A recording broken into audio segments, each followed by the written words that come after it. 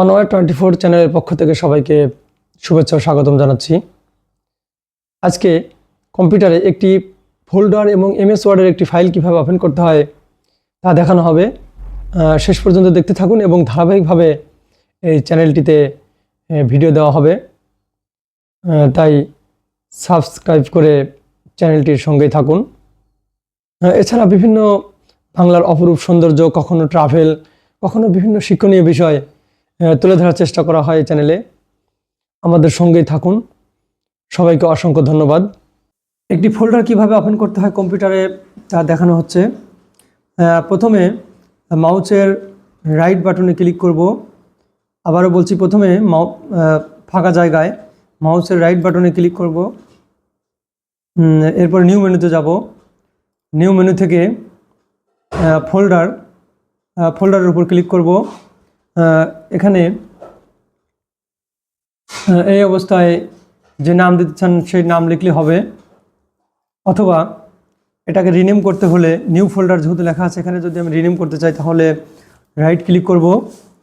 Rename করতে হলে এই ফোল্ডারটির উপরে রাইট ক্লিক করব। এরপরে বিভিন্ন মেনু দেখা যায়, নিচের দিকে রিনেম লেখা আছে। রিনেম ক্লিক করে এখন আমি একটি ফোল্ডারের নাম দিব, অন ওয়ে 24। আমি একটি ফোল্ডারের নাম দিয়ে দিলাম। এভাবে একটি ফোল্ডার ক্রিয়েট হয়ে গেল।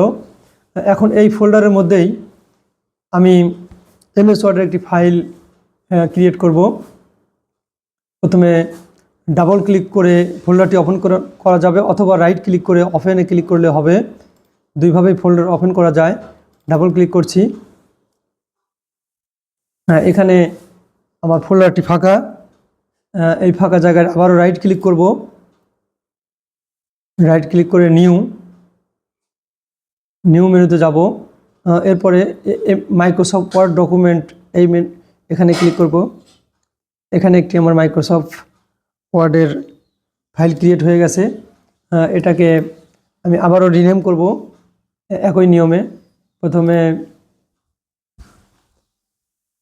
আমি নিউ মাইক্রোসফট ওয়ার্ড ডকুমেন্টের উপর রাইট ক্লিক করব।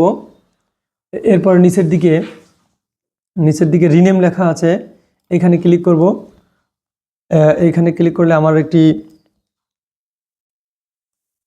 যে মাইক্রোসফট ওয়ার্ডের ফাইল ওপেন হয়েছে তা রিনেম করব, একটি নতুন নাম দিব। আমি এখানে একটি নাম দিয়ে দিচ্ছি, WATCH ওয়াচ অ্যান্ড লার্ন দিলাম এই ফাইলের নামটি। আর এখন এই এমএস ওয়ার্ড ফাইলটি ওপেন করতে হলে এখানে ডাবল ক্লিক করতে হবে, অথবা রাইট ক্লিক করেও ওপেন করা যাবে। এখন লেখা শুরু করতে হলে যদি ইংরেজিতে লিখতে চান তাহলে এখানে ফন্ট স্টাইল আছে, বিভিন্ন ফন্ট আছে। আমরা সাধারণত টাইমস নিউ রোমানে ইংরেজি লিখে থাকি। এখানে ক্লিক করব এবং এখানে অক্ষরের যে ফন্ট সাইজ আছে এই মেনুতে ক্লিক করে আমরা 16 সাইজ তাতে ক্লিক করব। এভাবে আমরা লেখা শুরু করতে পারি।